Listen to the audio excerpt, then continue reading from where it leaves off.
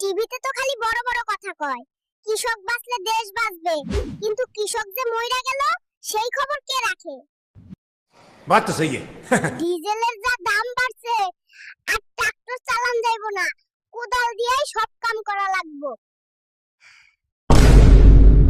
মাসের 5 তারিখ আইলেই বুকটা ধরফর করে, এইবার কিস্তির টাকাটা দিমু কেমনে? আবার কিস্তি নিমু।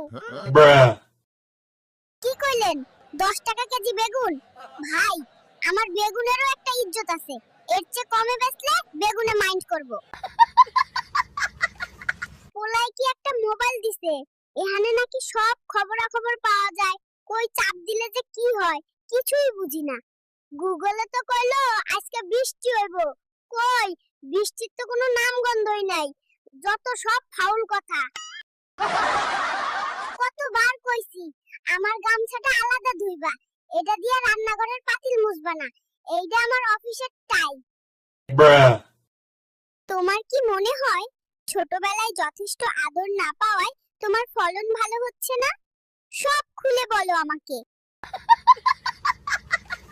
এর নাম কৃষিবট। ও একাই জমি চাষ করবে, ফসল ফলাবে, আর বাজারে সিন্ডিকেটের সাথে ঝগড়াও করবে। তোদের জ্বালায় তো গাছের পাতা রাখা যায় না। দাঁড়া, তোর আজকে খবর আছে। এটা আমার নতুন সিকিউরিটি সিস্টেম। ছাগল ঢুকলেই টুংটাং করে অ্যালার্ম বাজবে। ডিজিটাল যুগ। এই ছাগল, বাড়ির যাবি না নাকি? আরেক জমির ধান খেয়ে দরবার লাগাবি, চল তাড়াতাড়ি। এইটারে খাওয়াইতে খাওয়াইতে আমি ফকির হয়ে গেলাম, তাও এর পেট ভরে না। আমার গরুই ভালো ছিল। ডিএনএ টেস্ট করে বুঝলাম এর বাবা লাউ আর মা কুমড়া।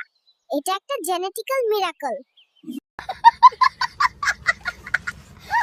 সবাই দেখেন আমার লাউ গাছে কি সুন্দর লাউ ধরছে। আপনারা সবাই দোয়া করবেন আর আমার পেজটা ফলো দিয়েন। উফ, কি শীত রে বাবা, এই শীতে খেতে নামলে তো হাত পা সব জইমা যাইবো।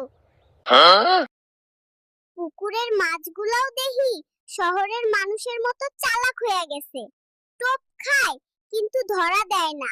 बड़ा हरामी हो बेटा। আমার 5টা মুরগির একটা কই গেল? শিয়ালে ধরলো নাকি গত রাইতে কেউ বিরিয়ানি বানায়া খাইলো?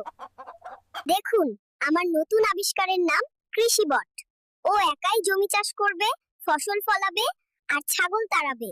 পোলায় একটা টিপাটিপি মোবাইল দিছে, কোনটায় চাপ দিলে যে কি হয় কিছুই বুঝি না। এর চেয়ে আমার রেডিওই ভালো ছিল। ভিউয়াররা, ভিডিও ভালো লাগলে দয়া করে চ্যানেল সাবস্ক্রাইব করেন। ধন্যবাদ।